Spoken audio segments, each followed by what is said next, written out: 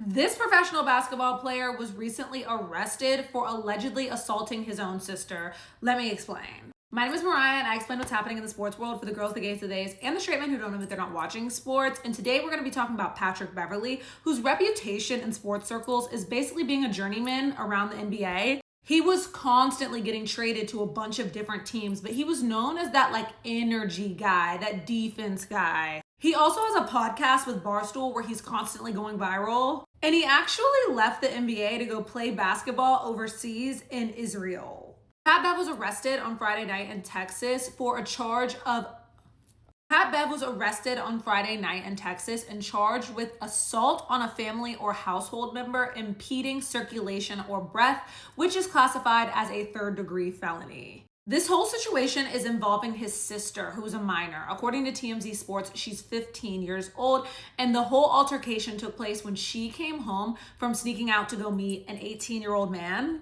The affidavit claims, and I'm going to read this directly because this is not from my mouth. This is from the affidavit. Okay. He grabbed her by the neck with both hands, picked her up off the ground, and squeezed her neck, causing her to feel pain and lose oxygen for an estimated 20 to 30 seconds. It's also alleged that he slammed her body up against the wall and punched her once in the left eye. He was released later that day after posting a $40,000 bond.